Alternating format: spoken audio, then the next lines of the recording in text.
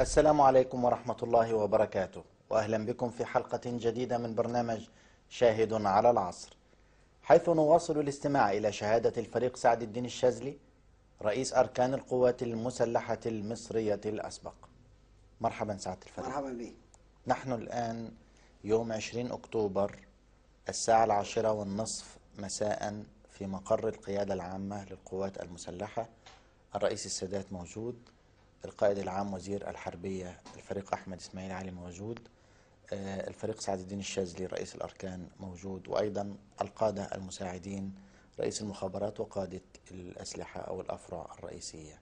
هناك سيناريو تم الاتفاق على وضعه في تلك اللحظة لتقييم الوضع حتى يتم اتخاذ القرار ووضع الخطة لإنقاذ موضوع الثغرة. هو مش سيناريو وضع لهذا الأساس، يعني هو ده السيناريو التعليمي الذي يتم به اتخاذ القرار. نعم. ولكن حبينا نسجله كيف يمكن الوصول إلى هذا القرار. فطبعا رئيس الجمهورية بصفته أولا هو لما طلع، احنا عندنا في الغرفة ملحقة بغرفة العمليات عاملين فيها ترابيزة وكراسي نقعد علشان ما يكون في مؤتمر زي كده. فلما طلع السادات ومعاه أحمد إسماعيل ومعاه اللي هو عبد الفتاح عبد الله اللي هو كان وزير رئاسة الجمهورية في هذا الوقت وبيشتغل زي مدير مكتب لرئيس الجمهورية بالنسبة للأعمال العسكرية، فوقف ما عادش، يعني معناها ان هو ايه متعجل. فوقف، طبعا احنا مش هنقعد هو واقف فكلنا ايه واقفين. اتفضل مثلا لمدير المخابرات في الاول اللي هو لازم هو يمثل العدو يتكلم الاول، وبعدين بنفس الترتيب الجمصي بيتكلم بايه بصفته رئيس هيئه العمليات عن قواتنا، بعد كده قائد القوات الجويه بيتكلم عن القوات الجويه، الدفاع الجوي، المدفعيه، كذا كذا. مفروض الدور عليا بقى عشان تقول الخطة، عشان يقول لي اتفضل. نعم. قال القرار: لا تسحب أي بندقية ولا أي دبابة من الشرق إلى الغرب، وكل وحدة وكل تشكيل يقاتل في المكان بتاعه. أنا قلت لك فيما سبق أن حرية الحوار في مرحلة القرار وفي مرحلة الحوار ما قبل القرار، ما قبل القرار. ولكن إذا اتخذ القرار يبقى خلاص. هذا يعني إيه؟ افرض ان انا اتيح لي الكلمه، انا هتكلم اقول ايه؟ هتقول رايك وهو يتخذ القرار. ايه هو الراي؟ ما انا رايي معروف. ما هو انا مش شرط ابدا ان انا كل ما اتخذ اي قرار او خطه ان انا اجمع الناس كلهم، لان انا عايش المعركه يوم بيوم وساعه بساعه ودقيقه بدقيقه، فانا عارف موقف كل قوات جويه، دفاع جوي، كله عمل قواتنا وهو الى اخره. طب تسمح لي سعاده الفريق، الان الفريق الجمصي كان رئيس الأركان؟ لا، كان رئيس العمليات. كان رئيس العمليات عفوا. قادة الأسلحة الآخرين اللي كانوا موجودين كان رأيهم إيه بالنسبة لهذا الأمر حينما تحدث رئيس المخابرات بصفته ممثل رأي العدو؟ الآخرين ماذا كان رأيهم؟ دي نقطة مهمة جدا ولازم الناس تعرفها. قائد الأفرع الرئيسية كل واحد منهم بيتكلم في اختصاصه. قائد القوات الجوية لا يتكلم إلا فيما يتعلق بالقوات الجوية. القوات الجوية بتاعتنا كذا، خسائرنا حتى النهاردة كذا، الصلاحية في الطيارات كذا كذا كذا كذا كذا كذا، الذخائر، يعني موقف. لكن لا يقول أنا مستعد أعمل كذا إطلاقا إطلاقا، ليس من اختصاصه.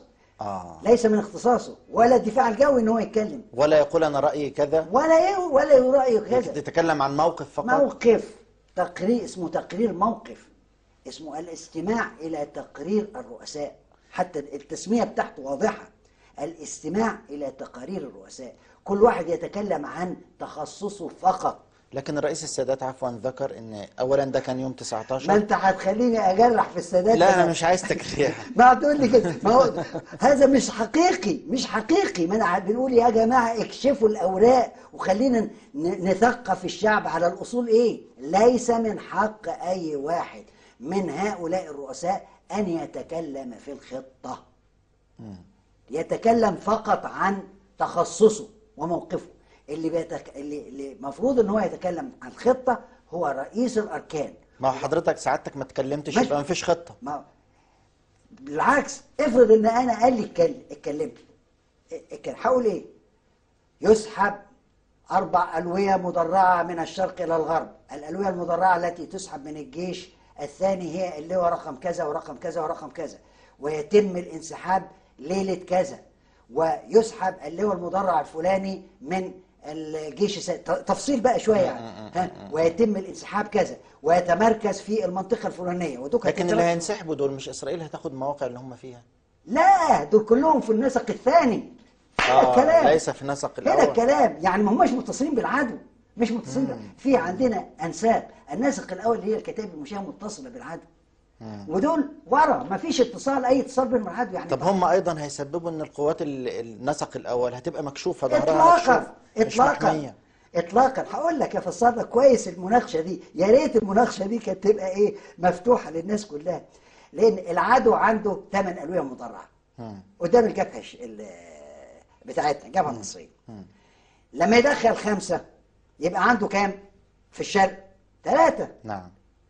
عندي في الشرق حاليا يوم 20 زي انت بتتكلم 5 فرق مشاة زائد 5 ألوية مدرعة. أنا سحبت منهم 4 بس، وسبت لواء مدرع لأنه كان على اتصال بالعدو شوية يعني نستطيع أن نقول أن بعد سحب ال4 ألوية اللي تطلب سحبها، ال5 ألوية، الأربعة اللي تطلب سحبها، ستكون القوى العسكرية المصرية متكافئة مع القوى الإسرائيلية، متفوقة، مش متفوقة، مش متكافئة، متفوقة. لأن وهذا لن يؤدي إلى أن الإسرائيليين يستطيعوا أن يستولوا على الأماكن التي ستنسحب منها. هضرب لك مثل بسيط جدا. الفرقة المشاة تنظيميا قادرة على صد فرقة مدرعة من 3 ألوية. فلو سحبت انت كل الألوية المدرعة بتاعتنا اللي في الشرق، وعندنا 5 فرق، يبقى الخطورة لو العدو عنده 15 لواء مدرع بمعدل 3 ألوية مدرعة ضد ايه؟ ضد كل فرقة مشاة. نعم.